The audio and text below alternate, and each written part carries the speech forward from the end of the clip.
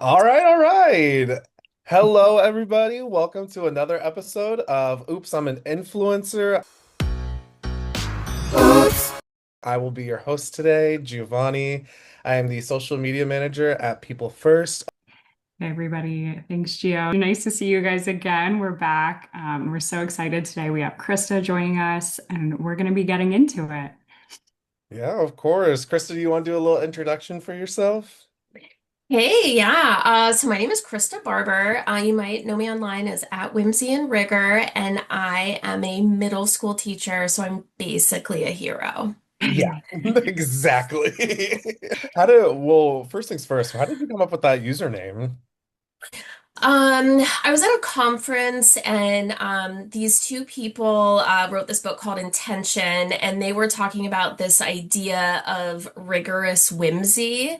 And I was like, okay, I was like, this is 100% me, that it's like I'm having kids do really hard things, but we're doing it in a really fun and whimsical way. And then when I was like coming up with my social media name, I was like, okay, I am whimsy and rigor. Like that is my whole vibe in the classroom. And it's true. Like that is my day in and day out, and I think kids can attest to that. I love that. That's I love that. I really think that's like the perfect blend. And mm, and Totally. you're fourth grade, right? I'm sixth grade this year. Sixth grade. Yeah. Yeah. Perfect. that was Yeah. How's that? How actually are you liking sixth grade this year? Sixth grade is my fave. Especially I'm at a school that's sixth through 12th grade, so they're like the tiny babies of the school. And so I really like that because like I'm in charge, with my colleagues of making sure the kids feel like comfortable and they can be themselves and they know how to get places, and I can make them not super scared because it can be super, super scary, to start middle school anywhere, but to be in a 6th through 12th grade school. So I just like that I'm the person who's there to like make them be like, hey, like everything's gonna be fine. Like you might be weird and uncomfortable, but like that's okay and we're all gonna get through it. So it's like it's my sweet spot. Do you ever like wish that you had a teacher like yourself when you were Oh my young? God. Okay, that is literally why I teach middle school, because seventh grade was probably the worst year of my entire life. And I tell kids, I'm like, listen, middle school's the worst, okay? It is awful. And at first they're like, wow, thanks for the welcome. But then I'm like, no, like it's really hard and like it's gonna be okay though. And everything you're feeling is totally normal, even though you feel alone. And I just try to be the teacher that I wish I had in middle school because I think that really would have made middle school a little bit better for me. Do you take pride in knowing that someday, whenever these kids get older, they're gonna be like, Krista was that teacher for me. Krista You was like know, my favorite teacher that I ever yeah, had. I hope so. I hope so. I think a lot of people, when they think about favorite teachers, they'll often think about high school teachers, who like really impacted their thinking or way of seeing the world, or they think about maybe elementary school teachers, someone who's just like so fun. I don't feel like there's a ton of people who have a favorite teacher who's a middle school teacher. Right. But I really hope that I am that teacher that kids will remember and be like, yeah, like she made a difference. She made me feel okay. So I hope so. I hope that's the case. Trying to think, did I have a teacher? Did you have a teacher, Val, that you remember specifically from middle school that you were like, that I one? was more of like a liberal arts kid, so I really like connected with like my social studies teachers, my language arts teachers. If it was math or science, didn't really keep in touch. No. We don't talk about that. Moving on over to your profile. So when did it click that you wanted to just start making content that was specifically aimed at like kind of like the teacher field? Yeah. I think it was probably 2019, I would say, where like I would be on social media just like looking, I had like my own personal page of like pictures of my kids and like adventures and stuff. And then I started to look at like teacher Instagram, and I was like, wait a minute. I was like, I have something to say in this space. Like I have like specific, interesting ways I do things that I think could be really helpful. And so then I just started like stalking people's pages I really liked. And I'm like, okay, what are they doing? What are they missing? What can I do? And then I just started making content. And I will say in the very beginning, it was more like, it wasn't like stiff, but it wasn't like me and my personality. And then one day I was in my classroom setting up in the summer and I was like getting distracted and like dancing in my classroom and not like doing what I should have been doing. And I was like, I'm gonna film this. I'm gonna film me dancing in my classroom and just showing how I'm not actually doing work because I can't focus. And that was really popular. I got a really good response from that. And I'm like, okay, I just need to like be me and all the weirdness and authenticity. So that was like 2019, I want to say. And you've Okay. And so been that was like pre-pandemic too. So Yeah. how did things adjust once you started getting into it and then the pandemic hits and you're not in school all the time? Yeah. I think then it switched to more of like, hey, I'm teaching school online. Doesn't this suck? And like sharing that with other teachers because we all literally felt like it was awful because it was. And so then I was sharing things about like, here's how to make online teaching not awful or like a little bit more engaging, or here's a really cool tech tool that I found. So I really just tried to pivot and like again like be authentic in the space that we all were, which was like stuck at home and doing something we didn't want to be doing. And so what are ways that I can tell people it doesn't have to be awful? And then I think I probably did like a lot of like camping summer adventures because my family and I travel around in our Volkswagen bus in the summer. And so I think I did a lot of content that year that was like, here's us on a road trip and we're all together in a very small space for a long time. So I did some of that too. I've always wanted a Volkswagen bus. They're so Yeah, That's do cute. it. It's so fun. I It's so bet. fun. I Yeah, don't know where it's I'd keep amazing. it. I'm based in New York City, so I don't really know where I'd keep it on the Yeah. street. You know, you Yeah, know I, how no, I it wouldn't is. do that. You recently did a campaign with us. Can you tell us a little bit about your experience with People First and maybe what you enjoyed about any of the campaigns that you've done recently? Yeah, so because I'm like kind of low-key a big deal on the internet, people Yeah. will reach out to me and be like, "Hey, do you want to collab on this?" or like, "Do you want to do this spot for us?" And like not always, but like it's sometimes products or things that I'm like, nah, I'm good. Like this is not me. I'm not interested or invested in this. But with all the campaigns for People First, it's like they matter. It's not like, hey, here's this new shampoo. It's like this matters. Like access to clean water matters. And the government regulating our environment and what people are allowed to dispose of and how it's disposed of and how water should be clean, like that actually matters. The one campaign that we did on like love is love, and it's still like all about just like it's so like just like kids can love who they want, people can love who they want, and that was a really powerful one, especially since I teach middle school kids who are discovering like, wait, do I have a crush on that person? And so the campaigns with People First are like they actually matter, they make a difference in the world and in like the larger community. I love that. Has Yeah, any that's really sweet. Has any like because obviously middle school is a very, very confusing time. I'm curious to know kind of like what the mindset of like a middle schooler is now based on whenever I was in middle school because I feel like now kids are very much like out loud to say like a little boy is very much to say like I like that guy or I like Hmm. that girl, I like that, and they like just don't have a filter and they don't care. Has that Yeah, has that changed a lot recently, I or is think it still so. kind of like I mean, it's hard for me to say like nationwide. Well, actually, it's not hard for me to say nationwide because I used to teach in Kansas, and now I live in Seattle. woo? So, okay, so Seattle is like, yeah, like being out, being queer is like totally fine. Sometimes in some situations, like I feel like the outsider because I'm straight. And I'm like, wow, everyone else is queer here. Okay, that's cool. Like that's life in Seattle. In Kansas, it was a little bit different, right? a little bit more conservative. But I will say this is my 17th year teaching. There's definitely been a shift in how kids are comfortable and how adults are comfortable with like showing their sexuality or showing their love in the sense that, like, for example, my son's math teacher just got married to a man and he talked about his wedding and he has his wedding photo on his desk. And I think, 17 years ago, that I don't think that was the case. Like teachers, if teachers were queer, it was like, we just don't talk about it.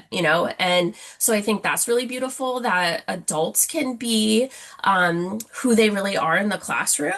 And then kids also, like I have, my students are writing short stories right now, and one of my kids is writing about how she thinks she likes girls. And she's like, I'm not sure what to do about that. How are my friends going to react? And, but just the fact that she's like comfortable exploring that and writing about that on paper I think it's really beautiful. I Yeah. love that. Value, I have something to say. I was just gonna say, I think like middle school teachers are really on the front lines for, a lot of kids talking about their identity, getting comfortable, growing into who they are. So, have you found that either the people that watch your content or know you from the classroom, have they like reached out to you about any of the content that you've made just to kind of, say what a difference it's made? Have you had those conversations with people in real life? Yeah, so maybe last year and a half ago, I posted something about how changing a pronoun in an example a teacher reads to the class can be really powerful. So, for example, let's say a girl's going to a dance, and maybe my example sentence is like, Samantha's so excited to go to the dance. She hopes she can dance with her crush. And just like changing that, like her crush, like typically, I think what is the typical example sentence is like, she hopes she can dance with her crush, Michael. And changing it up and being like, she hopes she can dance with her crush, Elizabeth. It's like just like that little change of like, oh yeah, she likes a girl, cool, whatever. It's just normal. So I posted something that was like that a little while ago, and many people in the comments were like, "This is amazing. I love this. Like, I want to try this," or like, "I wish you were my teacher when I was younger."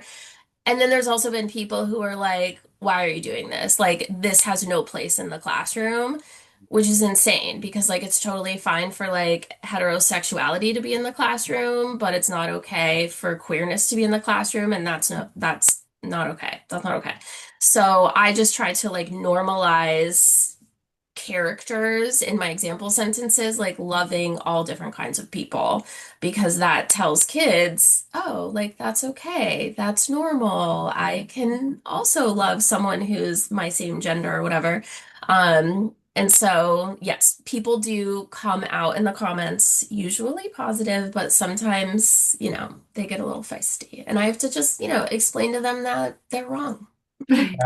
I remember whenever I was younger, there was a movie that was on, and there was a gay couple on it, and a family member, I won't say who, but a family member looked at me and was like, "That's wrong. Like we don't do Hmm. that." And then I, as a 11-year-old, responded back with, "Belle from Beauty and the Beast fell in love with a dog." And so I was just always so confused about that. But I feel like if I also had teachers in those early years that are so significant to like how you just process information and develop feelings and handle your emotions, I feel like that would have been so extremely helpful and a lot like just more understanding. Yeah. You you made a video a while back saying I can turn anything educational, and It's so then true. proceeded to make a wooden fortune teller. Yeah. And you then tied that to letting it give your students a content specific question. Hmm. What are some of those like what were some of the questions in that like fortune teller?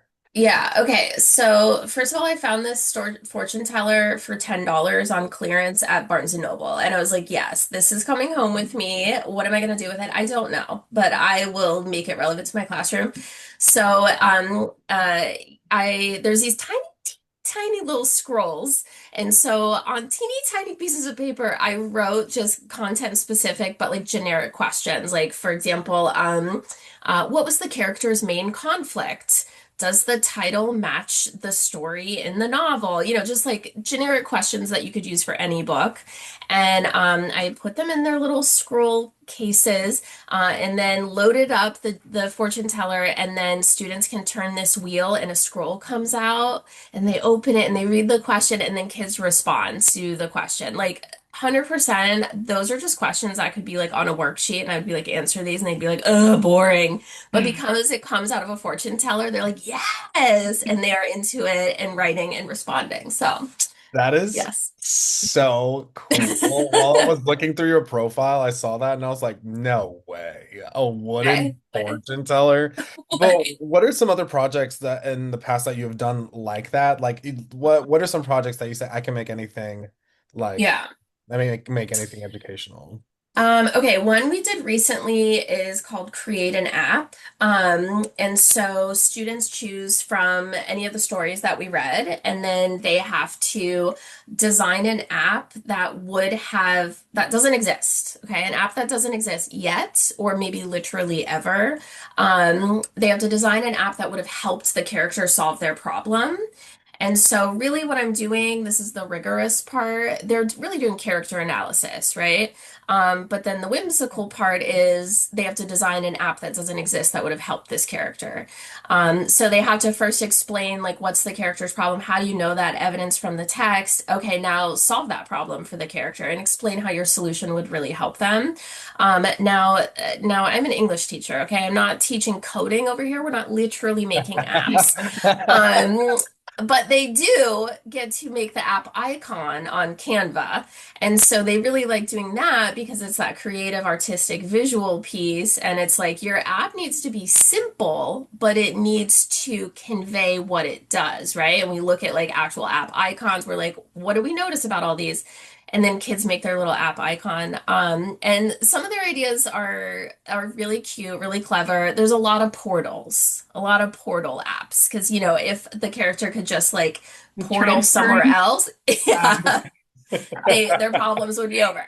So there's a lot of portals. But yeah, that's an example of something that we did that the kids If love. if I had that at a young age, I think I would have passed all my classes. I would have been able to like Yes.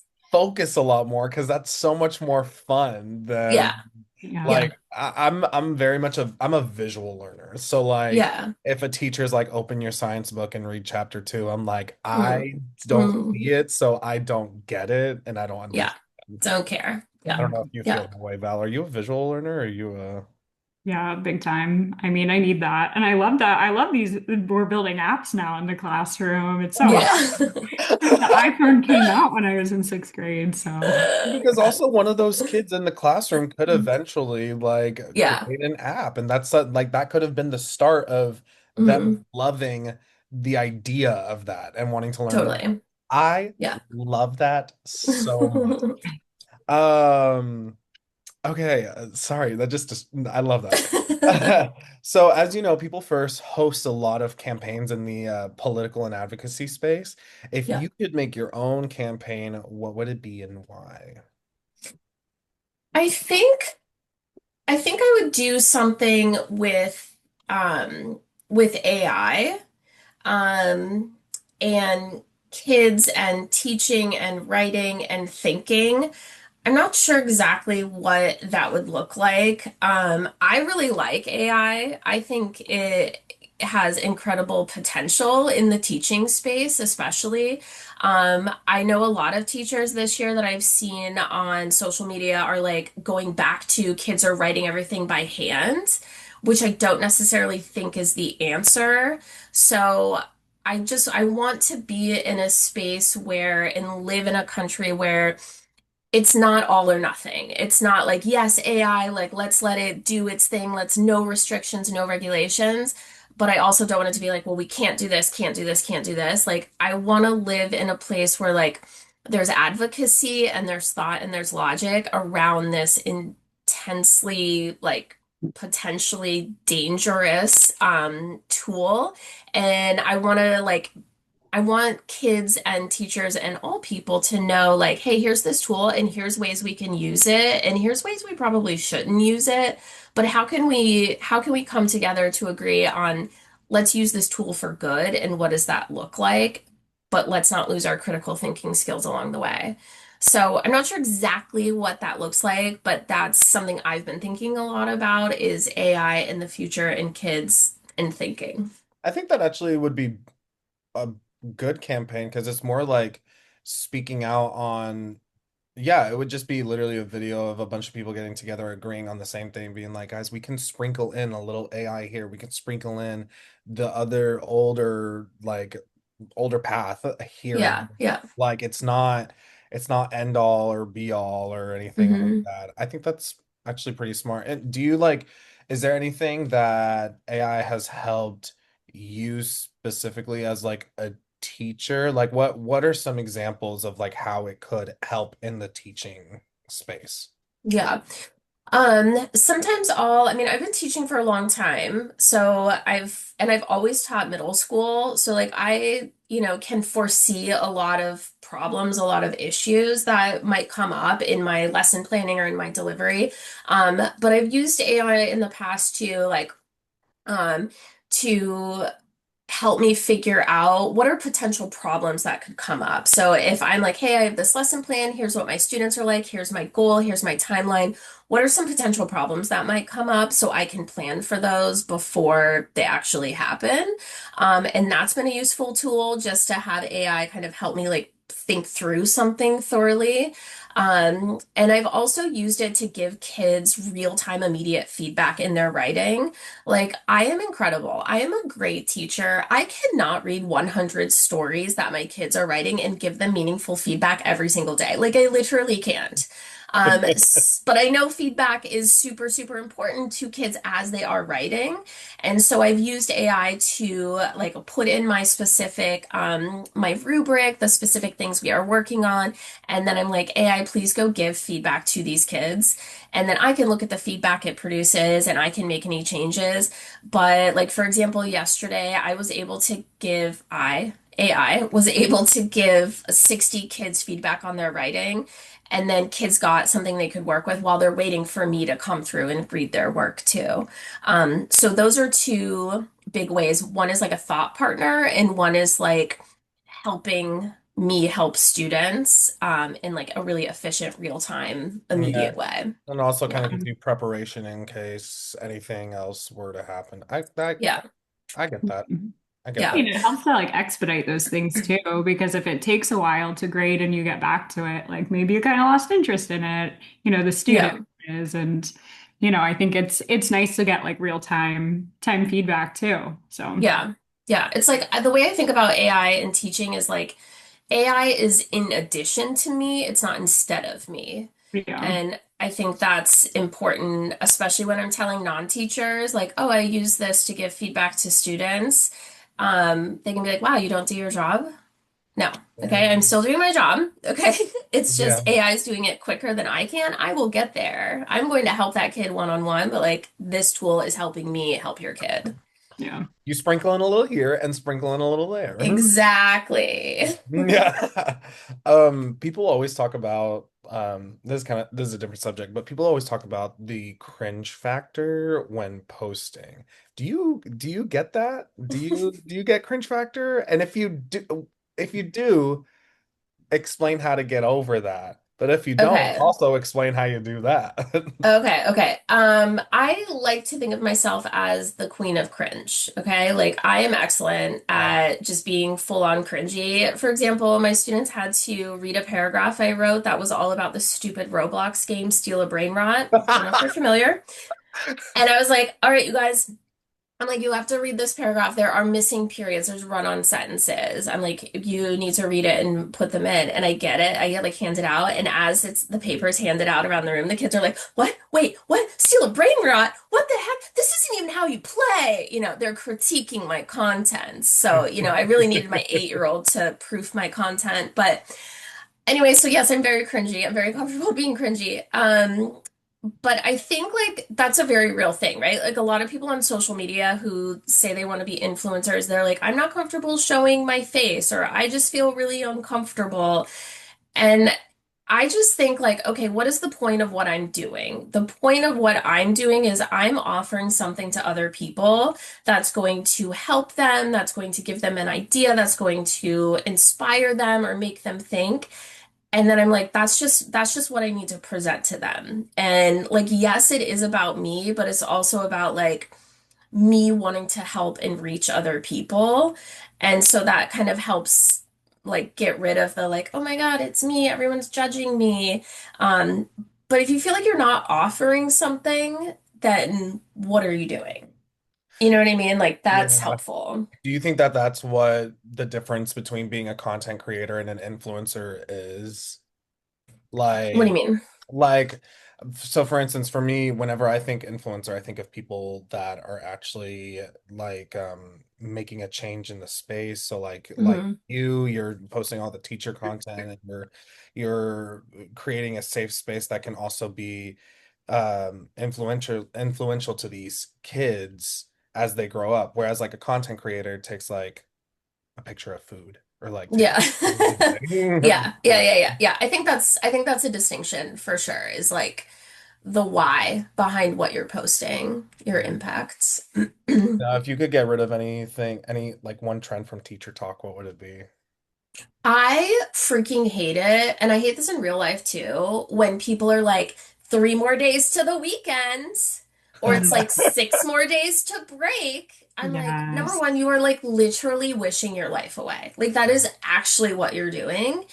And two, when you're a teacher and you have that mindset, like guess how your kids feel. Yeah. Okay, like if you are counting down to break, like imagine what a 12-year-old is feeling in your class. So, like on my calendar in my classroom, when there's a day that says no school, I always put a sad face. Oh. Like I want to like set that vibe of like, oh man, there's no school, we're sad. Yeah. Yeah. So I freaking hate the countdowns. Hate. It's a hard habit to break because, yes, I Yes, definitely can tell when everybody looks forward to the weekends, but we don't have to start every day with a countdown now. exactly, I exactly. Yeah. remember in middle school, or maybe it was elementary school, they had us like pop balloons. Yeah. Like every day was just a little bit closer. Yeah, yeah. I Yeah, never I mean, that did sounds that. fun, but I don't like the message it's sending. No. I never did that. I don't think I think everyone in my class was just kind of on the same page of like weekend. Cool. Yeah. Got it. Um, how do you manage to stay like so positive when working with children that are consistently going through like a range of emotions and like learning how to handle all of those emotions? Because also, to be honest with you, kids can be mean. Yeah, kids can totally be mean. Um, I think it's like I I don't think very many things are a big deal. And I don't mean that I'm like dismissive to everything that people bring or that kids bring. But I can be like, I know in my mind, like it's going to be okay. This is not a super big deal. I'm gonna make you feel like I totally understand and get what you're saying. I'm not gonna belittle what you're saying, but in my mind, I'm like, this is gonna be okay. And I'm gonna help this kid get through this and see that like it's going to be okay. And I think just that mindset of like, I'm not exacerbating their problem, and I'm also not belittling it, but I'm coming at it where like, I hear you, I understand this, we can work through this, and then there's no more drama, like eventually it all works out. So I think just that mindset of like, it's all good, like we're Yeah. gonna be fine. I think that really helps. And also just like appreciating the absurdity of the things that kids say. Like, you guys, the whole 6'7" thing, I cannot. Okay, I cannot. However, in my classroom, like I like I had my slides up, and we happen and there's like a little counter in the bottom left-hand corner of the slides, and this kid raises his hand, he goes, "Do you guys see what number slide this is? 67." Okay. And I was like, oh, that's cute. And I just put a post-it note over it. And I'm like, moving on. Da, da, da, da. Like, I'm not gonna get mad at them, although inside I'm like, God. But I'm also like not going to like draw a ton of attention to it. It's like, okay, cute, post-it note, moving on. Like Yeah. that, just like rolling with it and being like, But that's funny. you gotta let them get it out, right? You gotta let them get it out. Yeah. 100%.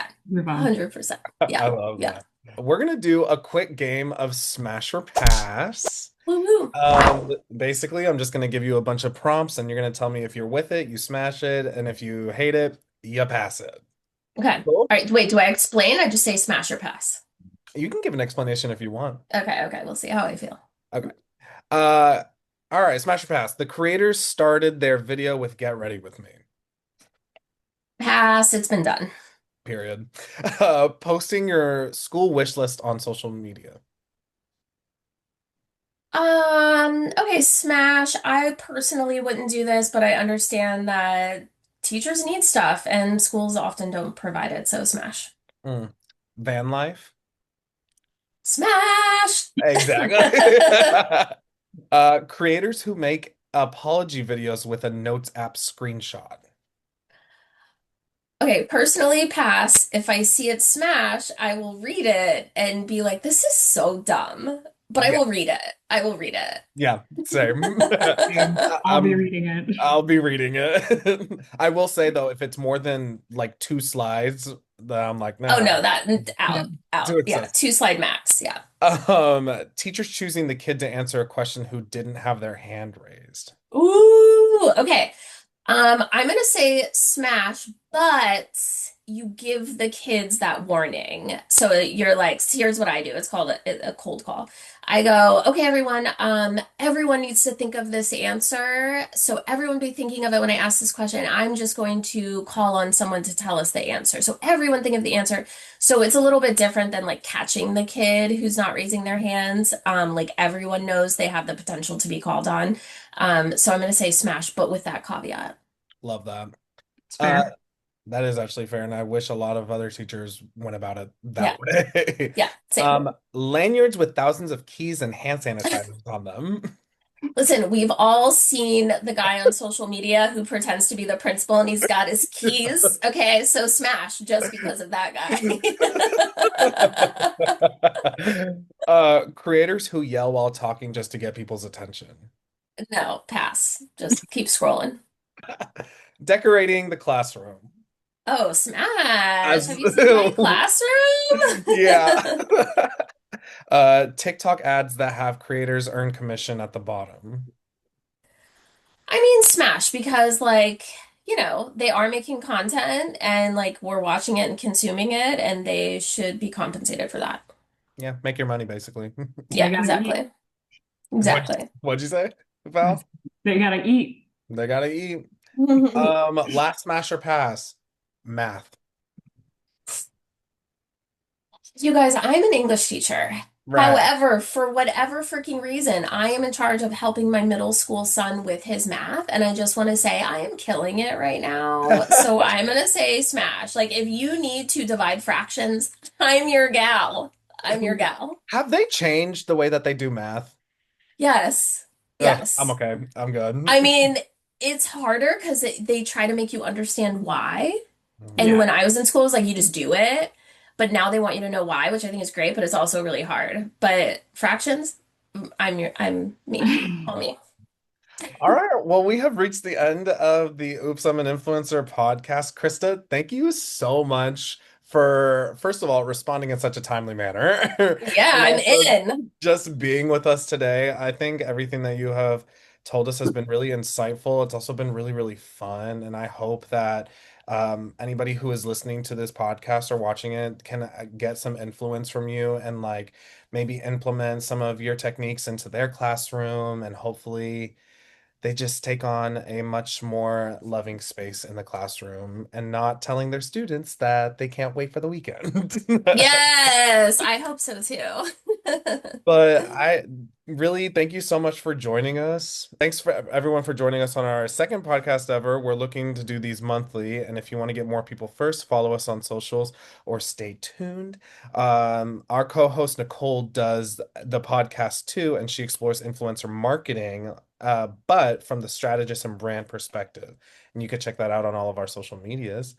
And if you love Krista, please make sure to go and follow her on Instagram. Krista, you want to tell them your name one more time? Yeah, it's at Whimsy and Rigor. That's where I am everywhere. Come and find me. Amazing. Val, you have anything else to add? Not much. Thanks so much, Nope. Krista. You've been a blast. Yeah. Love Oh, having great. you. Thanks, guys.